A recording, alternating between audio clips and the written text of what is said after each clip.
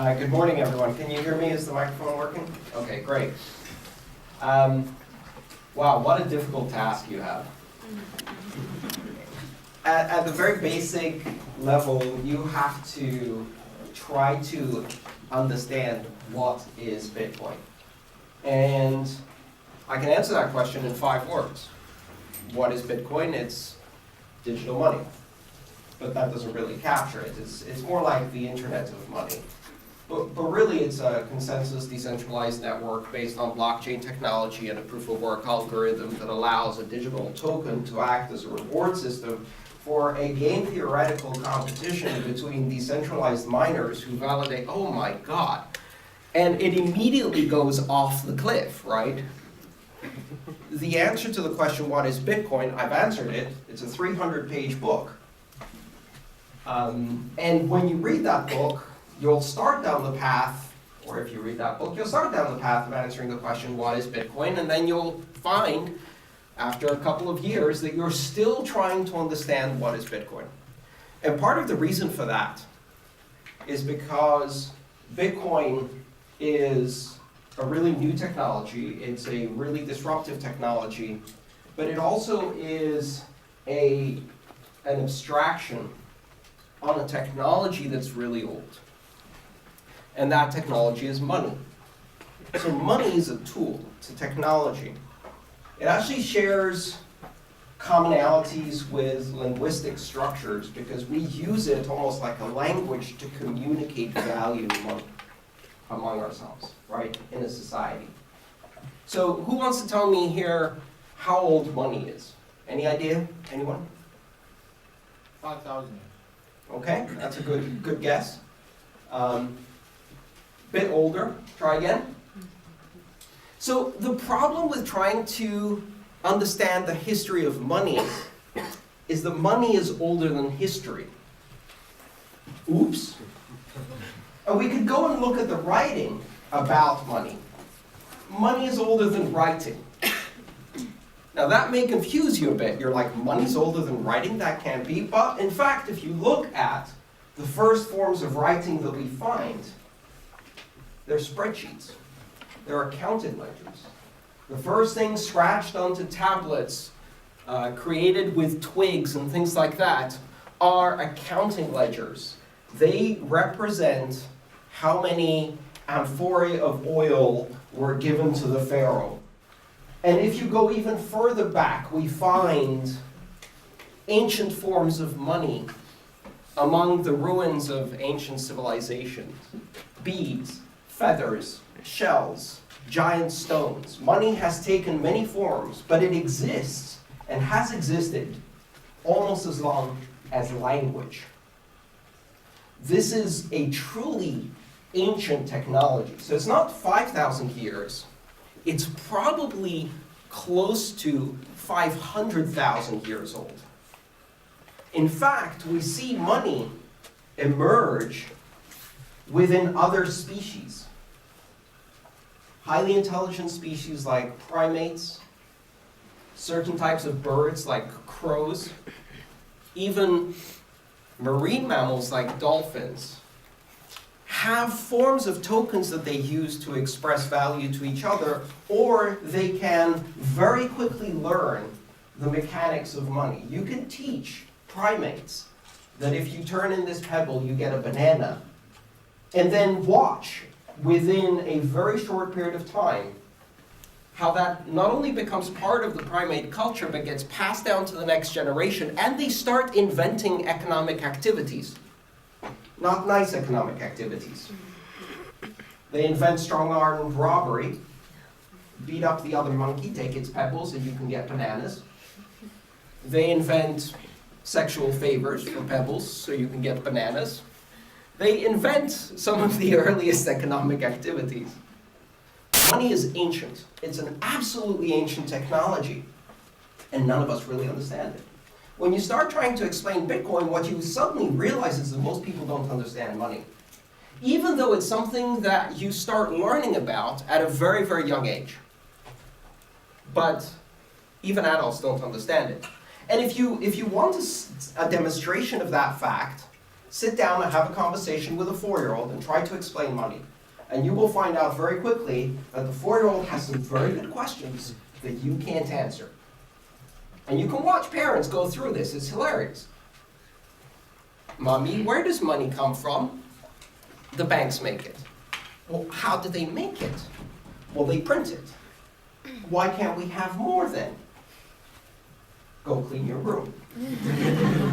You're about 4 questions from go clean your room in any money conversation, because adults don't really understand money. Very few adults really understand how money works, even though it is a cultural artifact that has existed in our species for hundreds of thousands of years. We don't understand how it works.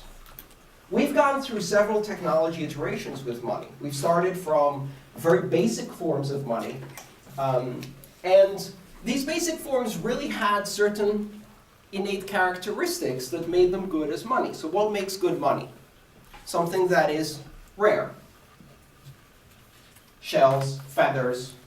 You can use shells as money unless you live on a beach. If you live on a beach, you can't use shells as money, right? You can transport the value easily, so it has to be portable. With few exceptions, most forms of money are highly portable. If the amount of money you need to go and buy a cow is heavier than the cow, that's not very good money, right? Which is why we don't often see, for example, gold being used for large transactions. It's too damn heavy. Other characteristics of money, it has to be difficult to forge. It has to be difficult to create more of it. You should be able to detect at a glance, or relatively easily, that it is real. It should be fungible. If I'm using shells, then this shell and that shell are both the same money. If I give you $1, it doesn't matter which dollar I gave you, it's fungible. Every dollar can substitute every other dollar. So these are the technologies, and gradually over time we've created abstractions. Money itself is an abstraction. If it's not an abstraction, then it's not money, it's barter. If I give you bananas for your goats, that's not money.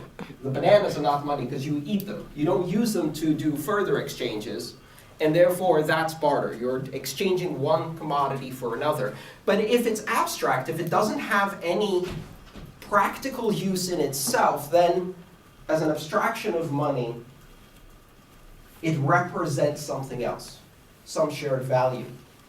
Which leads to the one inescapable conclusion about money. Money is a shared cultural hallucination. It's a shared delusion. We walk around and associate with other people on the basis of germ-ridden pieces of cotton printed with green ink. And if you were to observe that as an alien anthropologist who landed on Earth, you'd think it was very, very weird that just by exchanging these pieces of cotton, you could create social relationships and transactions and trade, feed yourself, shelter yourself, etc., etc. It doesn't make much sense. But it's based on a shared hallucination. It's based on the assumption that if you give me $1 today, someone else will accept that dollar in exchange for something of value tomorrow. And if I still believe that is the case, then it has value. Value comes from the assumption that I can use it again. And what Bitcoin is just the latest iteration of abstraction. So we've done abstraction, and every time we do abstraction of money, society freaks out. Because this new thing can't possibly be real money. Go back and look at what happens with the introduction of coins stamped out of non-precious metal, and then eventually paper notes. When paper notes were first circulated, no one believed that they had value. The shared hallucination had not taken hold yet. And it was very difficult to persuade people to exchange real gold coins or silver coins for pieces of paper that said that they had gold in a vault. And then take it a step further, disappear the gold from the vault and say, turns out it's just a paper. You ask people about Bitcoin, and one of the first things I hear from most people is, it's not real money because it's not backed by gold like the US dollar. Which I find astonishing. The dollar hasn't been backed by gold since 1936. And yet most people think that somewhere in a vault, possibly Fort Knox or some other movie location, there are bars of gold that correspond ingot to the pieces of colored paper you have in your pocket. And they don't.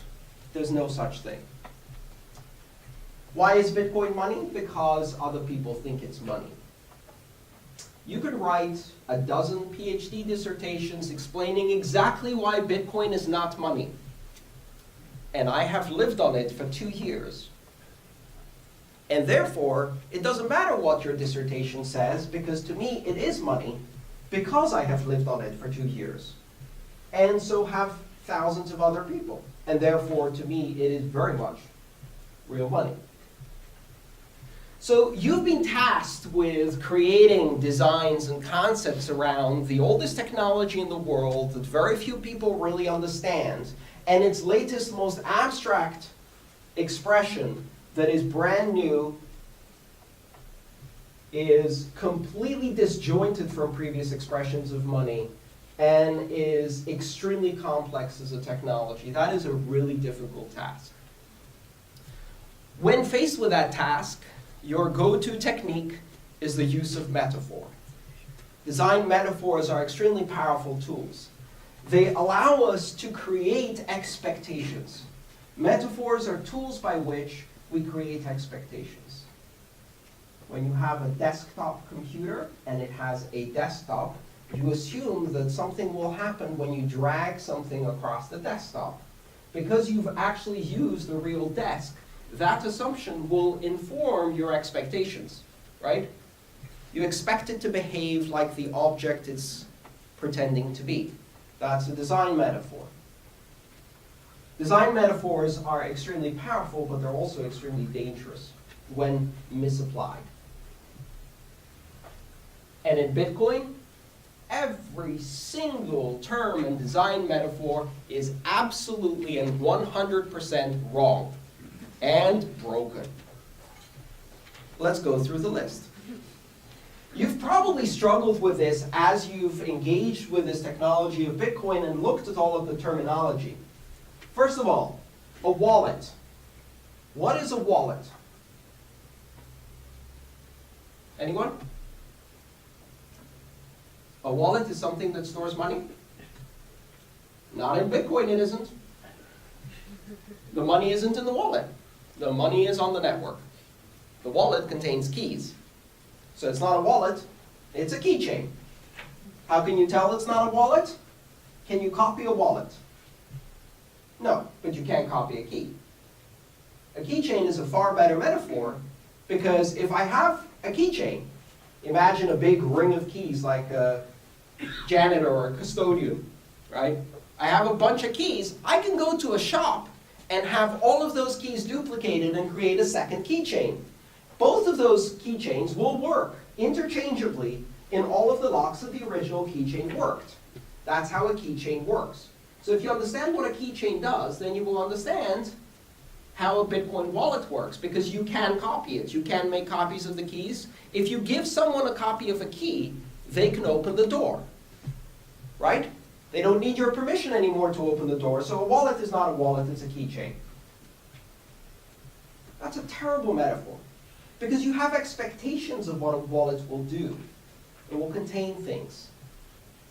These contents will be discrete and enumerated. None of that exists in Bitcoin. But let's get down to basics. Bitcoin. Coin. What a terrible, terrible word. What a terrible brand. Coin. Take the most abstract form of money we've ever created that is based on a completely decentralized network that has no coins. and then name it Bitcoin, just to confuse everyone. A coin which is 2 generations of technology back, a far less abstract, much more tangible, physical representation of money. So you took the most abstract representation of money and you named it after the most tangible representation of money. Only an engineer could come up with that brand. Here's a little secret. There are no coins in Bitcoin. When miners mine, they don't create coins. They create ledger entries. Those ledger entries do not enumerate coins. They have outputs, transaction outputs, which are chunks of value that are infinitely divisible and recombinable. Coins don't do that. You can't track a coin in Bitcoin because there are no coins. So you've got a wallet that doesn't contain coins because the coins are actually in the network, only they're not coins, they're outputs, and what you're really holding is a keychain. Transactions are not from a sender to a recipient. Addresses don't have balance in Bitcoin.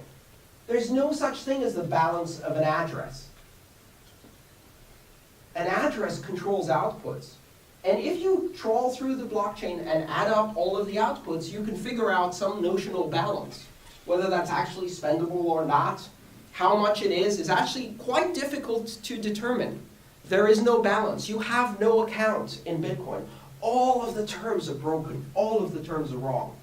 And the problem with that is that from a design perspective, instead of the metaphor informing our expectation, it is misinforming our expectation. It is creating the grounds for massive misunderstanding because we think it's going to do something in a certain way, and it ends up doing something completely different, something unexpected. Kind of like the Windows desktop, right? I don't know if you've ever compared a Mac and a Windows desktop. Windows desktops have no consistency. The metaphor is completely broken. You expect it to do one thing, it does something completely different and confuses. The essence of good design is picking the metaphor that informs expectations best. Here's the next big problem with metaphors in design. There's a certain concept called skeuomorphic design. Who's heard of skeuomorphic design? Great. Who thinks I pronounced it correctly? Okay, not bad. It's a Greek word, so I know how to pronounce it in Greek. I don't know how to pronounce it in English. Skeuomorphic design is when you take, so the word skeuomorphic means a shadow of its former self, right? Its form as a shadow. What it means is when you create elements in design that give you references or hints of some previous form. For example, classic example, the first iteration of iPads, the software, the iOS software, had a lot of skeuomorphic design. If you opened your contact database, it was bound in leather. That leather had stitching. That stitching didn't do anything, right? It was just a design element which had no functional purpose, whose intent was to put you into a familiar set of mind so that you can understand the metaphor. When you're playing a card game on your computer and it has fake felt under the cards, that's because it's trying to draw out the metaphor of a casino by introducing this design element. Skeuomorphic design is extremely powerful. It's also extremely dangerous. Because if you don't use it correctly, again, what it does is it creates different expectations as to what's going to happen next. Right? So in Bitcoin, we have a lot of skeuomorphic design. And my favorite and most hated form of skeuomorphic design is the picture you will see at every single article written about Bitcoin. A pile of gold coins with the letter B on them. Usually the Cassatius coin, designed by Mike Caldwell, but possibly some other rendering of that. Taking the worst design metaphor of Bitcoin, the word coin, and then instantiating it in a beautiful rendering that makes it even more physical looking in a skeuomorphic design that completely misleads everyone. Because people are actually going out on eBay and they're buying Bitcoin. They're buying gold-plated physical coins that have nothing to do with the blockchain, but have the letter B stamped on them. And then they're like, look, I've joined the revolution of digital money with a perfectly tangible replica that has no value in Bitcoin. This is the result. And then people write these articles and they look at the picture and they think, so that's what a Bitcoin looks like. And that's not what a Bitcoin looks like, because if you remember previously, I may have mentioned there are no coins. So this is the danger. It's a really difficult task to design good metaphors for Bitcoin, because there is no parallel, because we've never done this before. And we fall into these traps of trying to extrapolate from our previous experience and falling short. Disruptive technologies do this. In an incremental technology, if you take what you currently understand and then just use a milligram of vision and extend it just a tiny bit, you understand the new technology, because it really is just a slight extension of the past. Bitcoin is a radical break from the past. And so understanding the way traditional money works doesn't help you understand Bitcoin. If anything, it hinders your understanding of Bitcoin. The people who understand Bitcoin the least are monetary economists. They cannot wrap their head around it. And they will write long theses on how Bitcoin is not money, despite the fact I've been living on it for 2 years. So, understanding disruptive technologies is even harder than understanding incremental technologies, because the most interesting things they do have no previous parallel. Think about it this way. Who here is a fan of Star Trek? Am I the only geek in the room? All right. Great. Look back at Star Trek in the 1970s. What did they get right? They've got tricorders. They've got portable communicators. They've got video telephony. Right? They got all that. That was predictable with the technology of the 1970s. They couldn't possibly get the internet.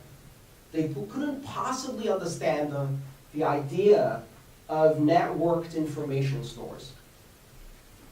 They had fantastical computers that could talk to you, but they didn't have access to any data. Right? They couldn't possibly predict things like social media. And most importantly, if you pay attention, you will notice something very strange. Star Trek doesn't have any money at all. There is no money anywhere in the Star Trek universe. Why is that? Because their furthest vision of the possibility of society is a society without money. A society without a language for transmitting value. Which is probably the most radical departure from reality.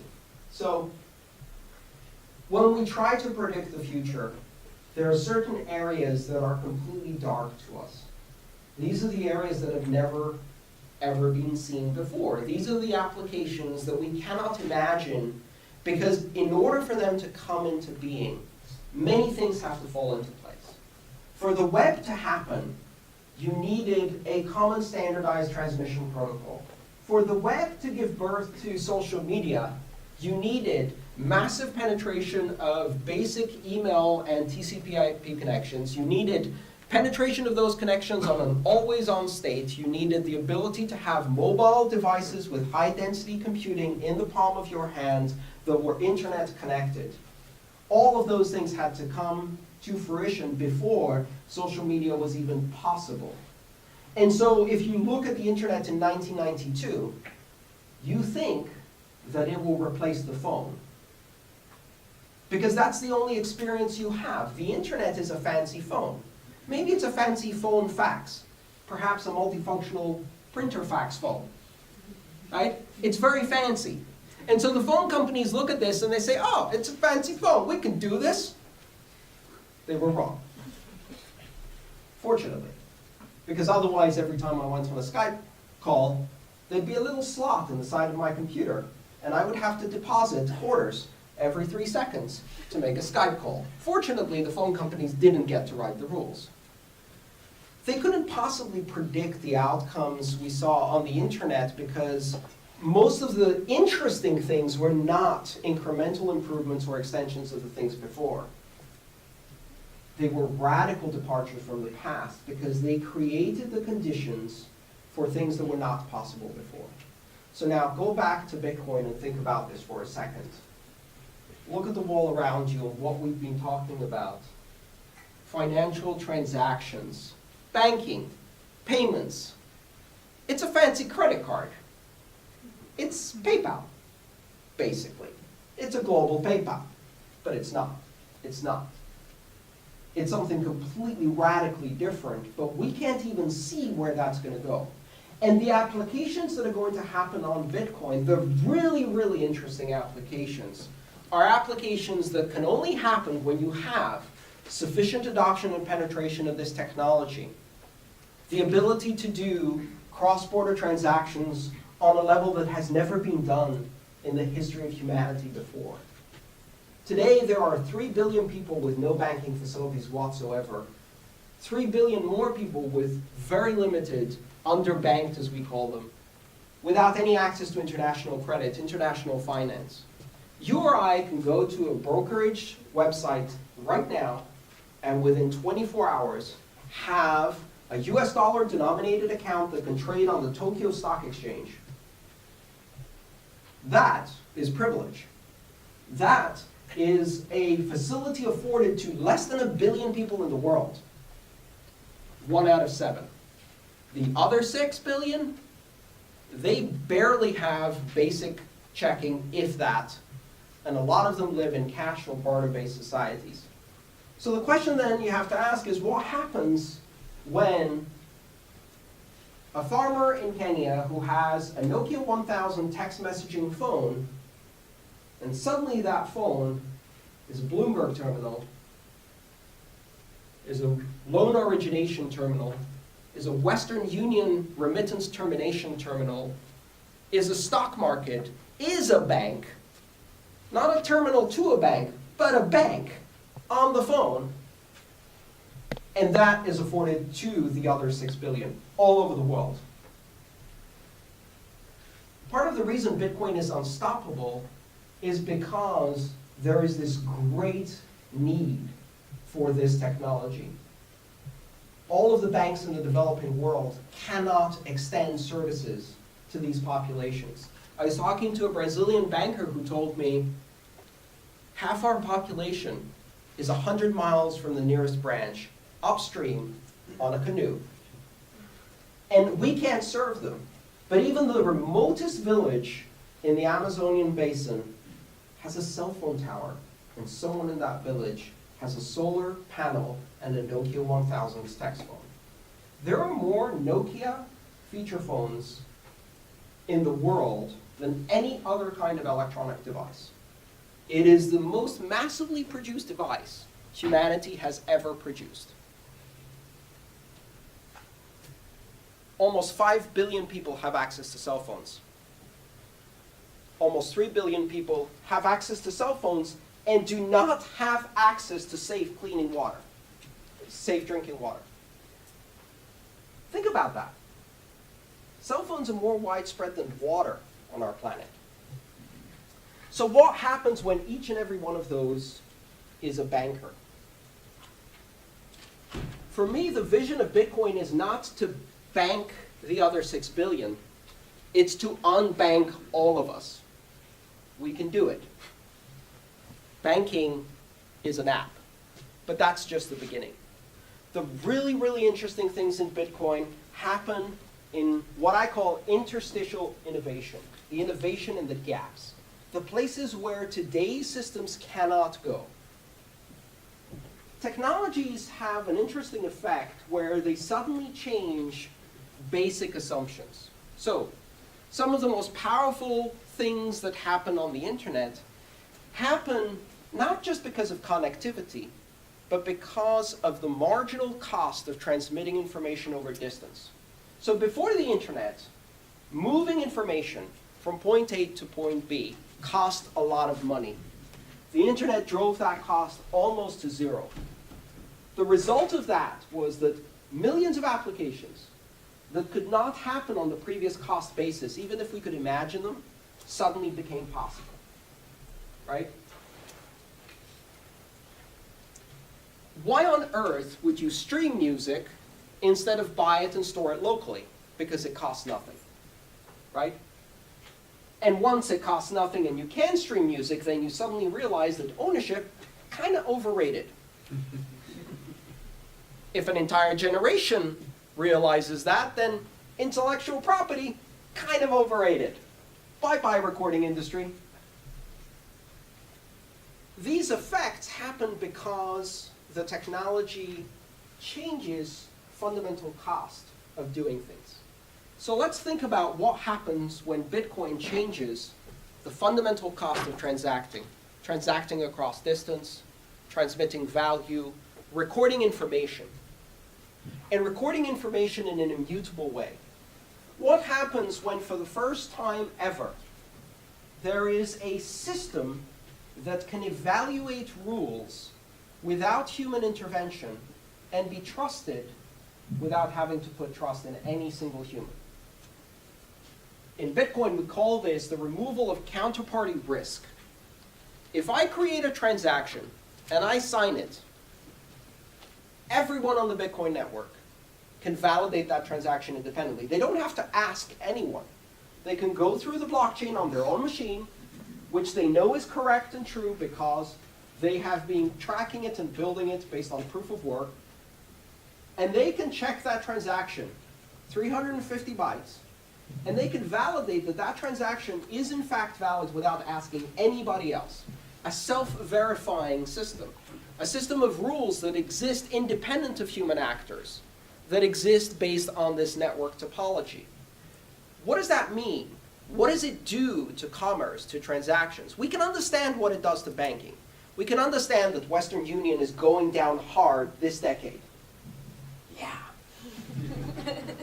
You charge 30% on the poorest people in the world, you deserve to go down by disruptive technology. Last year, the CEO of Western Union said, in the medium term, we are not worried about Bitcoin. I want that framed on my wall. It's one of those phrases like the boss of Kodak saying things like that when Nokia took away their lunch, right? Kodak was the largest camera company in the world until a company that wasn't in the camera business shipped 1 billion cameras in 1 year and destroyed their industry. And they never saw it coming. Nokia, by the way, is the world's largest manufacturer of cameras, by far.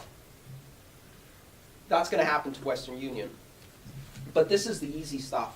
What happens when you are able to do this validation of rules without a third party? It changes several fundamental societal institutions that we have today.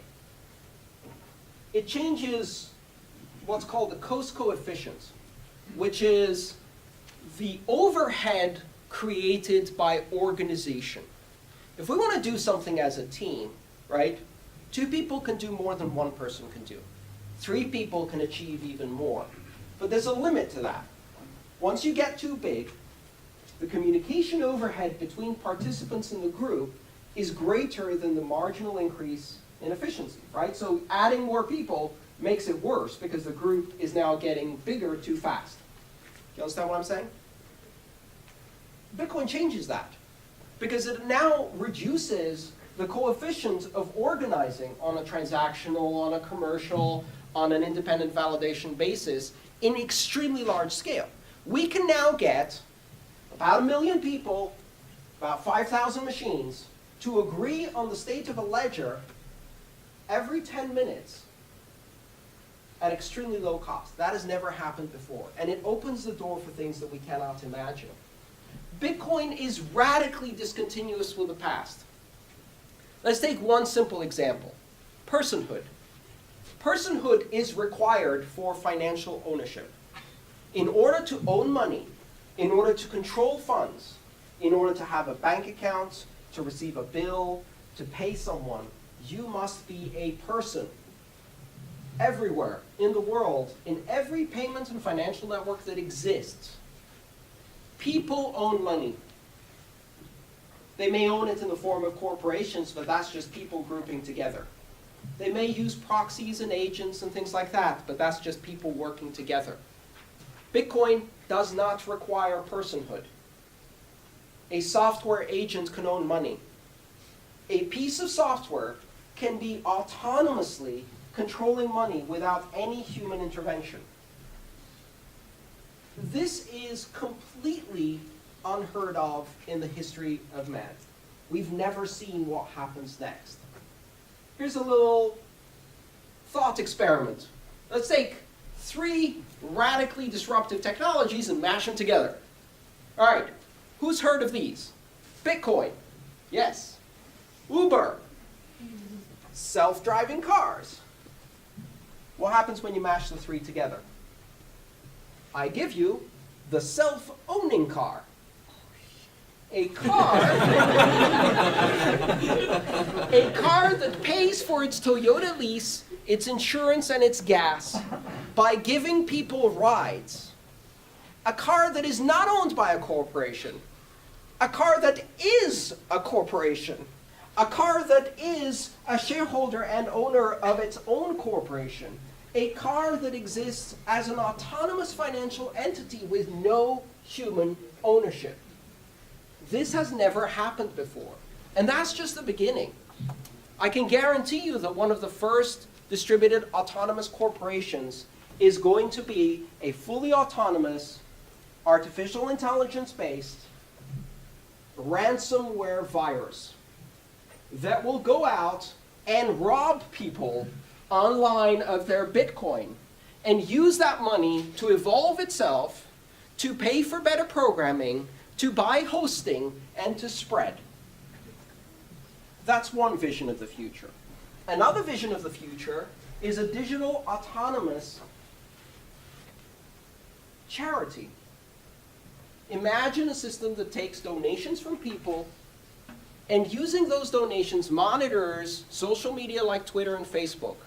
And when a certain threshold is reached, and it sees 100,000 people talking about a natural disaster, a typhoon in the Philippines, it can marshal the donations and automatically fund aid in that area without a board of directors, without shareholders. 100% of donations go directly to charitable causes. And anyone can see the rules by which that autonomous altruistic charity works. We are beginning to approach things we have never seen before. This is not just a currency.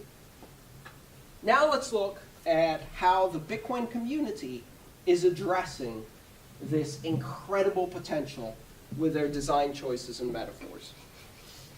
Oh boy, it's a mess. Let's take a simple example. How many of you had an experience with a Bitcoin ATM, or BTM as it's known? Okay, how was that experience? Who enjoyed it? Nobody. Great. That's about right. What is an ATM? ATMs have been around for 25 years now. What purpose does an ATM serve? What is its goal? What is its purpose?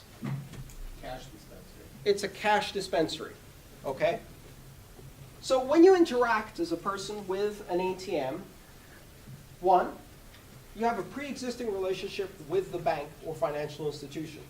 2, you have a pre-existing balance. 3, your primary objective is to get in, get cash, get out. 20 seconds is too long. 3 clicks is too long. The most incredible innovation in ATMs in the last 25 years has been fast cash. That's it. They haven't really changed much. You press a button, now I can get cash in 1 click. Wow. 15 seconds, in and out. And why is this important? Because one of the primary uses of ATMs is at 1 o'clock in the afternoon, 100 people line up in front of 4 or 5 ATMs in the center of town and all try to take out $20 to buy lunch. Right? You see this all around the world. And so what is the purpose of ATM? For a bank, the purpose of ATM is reducing the overhead of having a human and reducing the interaction to the shortest possible time for someone who has a pre-existing relationship with that bank. What does that have in common with a Bitcoin ATM? Absolutely nothing. So now let's look at the experience of a Bitcoin ATM.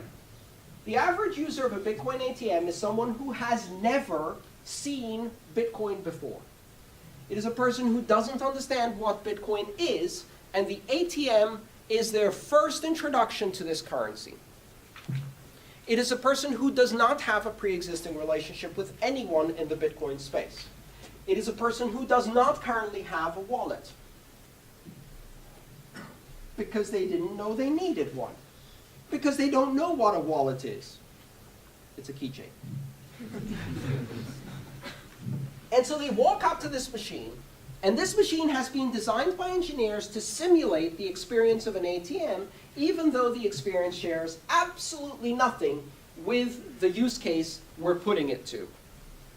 So you walk up, and the ATM tries to give you Bitcoin in as few clicks as possible with the minimum amount of interaction.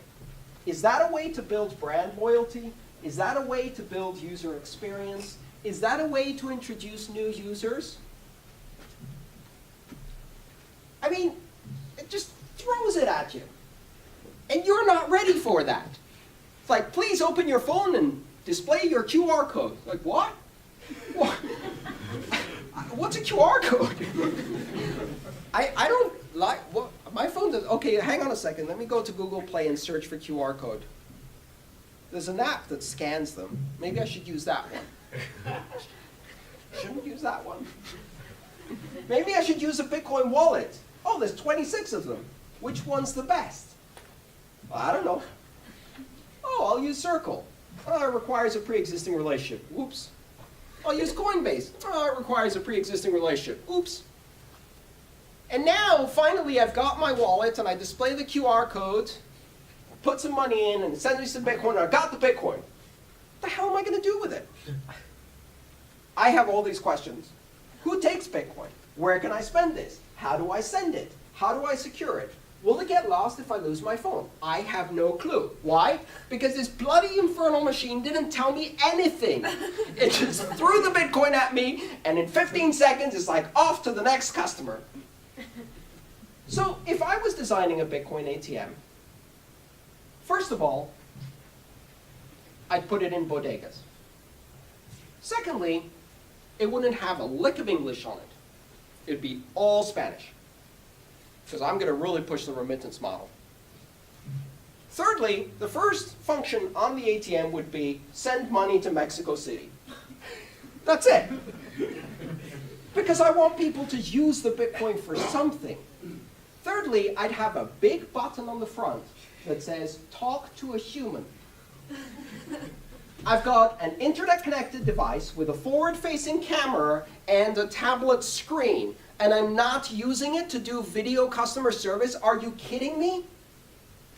Boom, Skype, a person. What the hell is Bitcoin? Where do I spend it? Oh, sir, I see you're in the bodega on 25th Avenue. There are 3 stores that take Bitcoin in your area. Let me show you a brief introductory video. Gather all the children in the store and we can all dance the little Bitcoin song. Let's watch another video.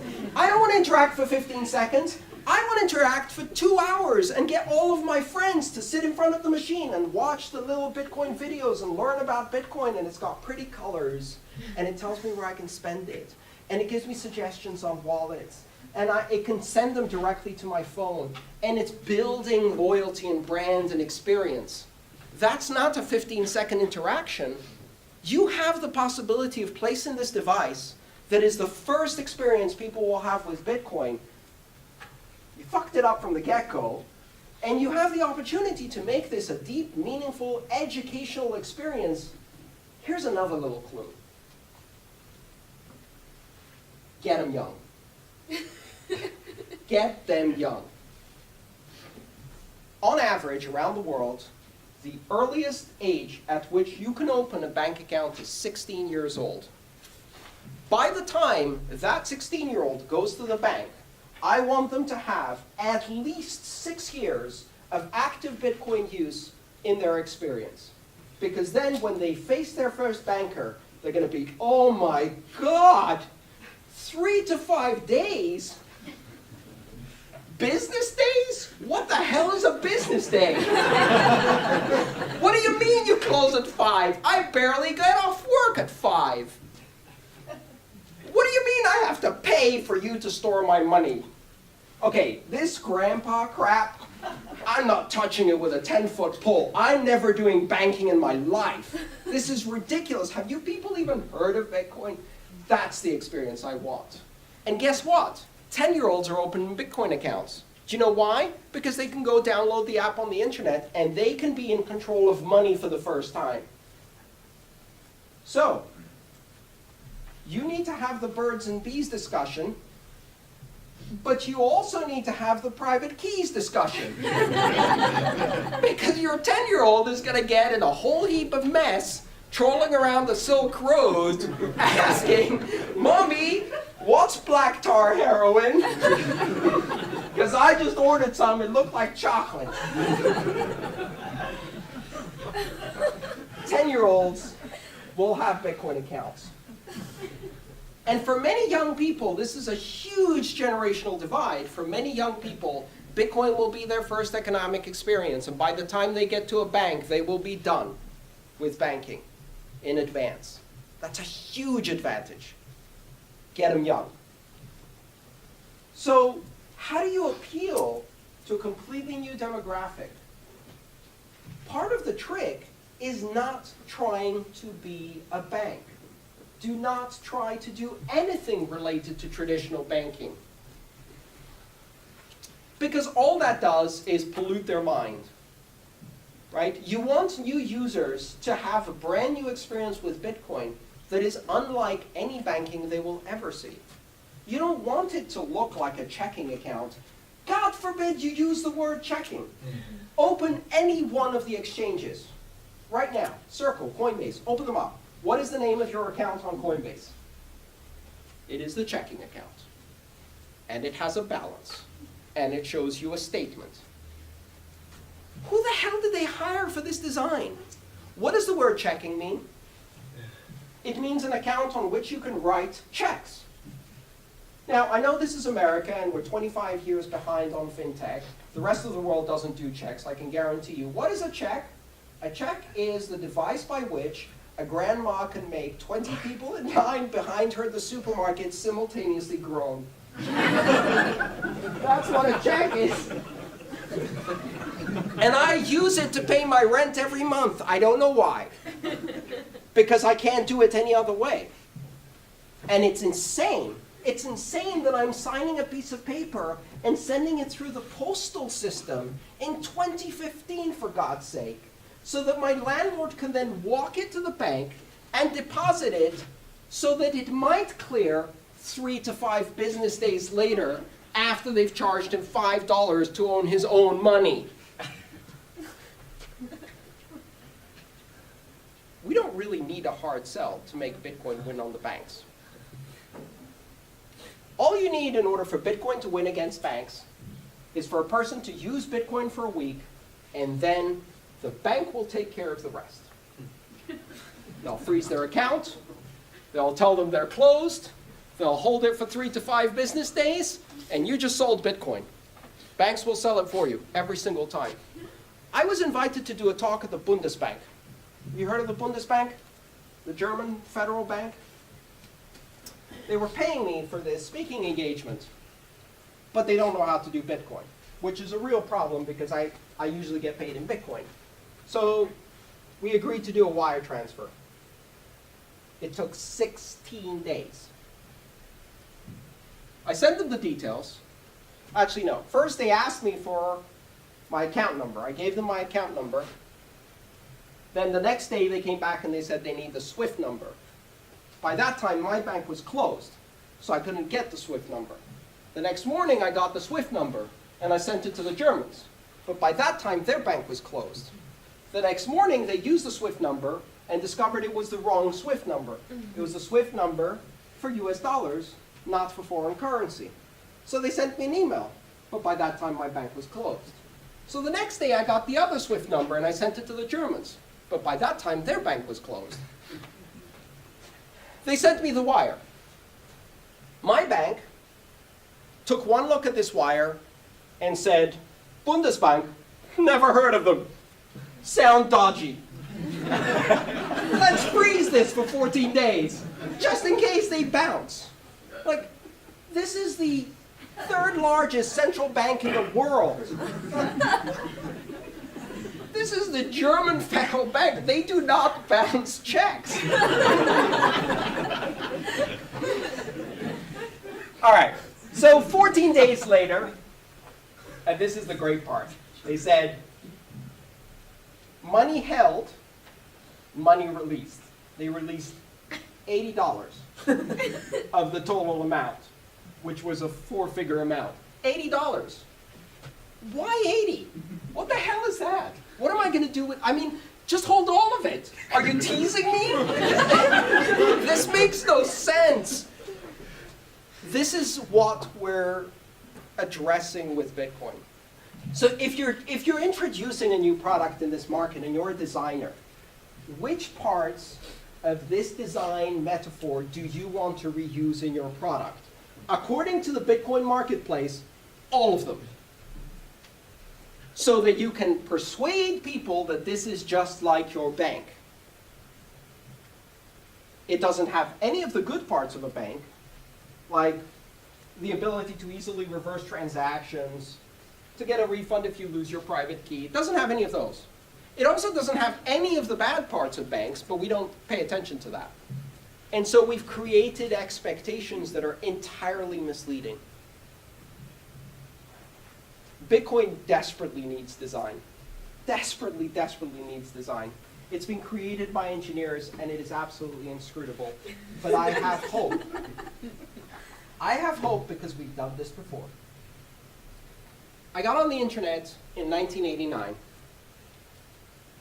And at the time, it was illegal to use commercial activities on the internet. It was owned by the National Science Foundation, and it was only for academics.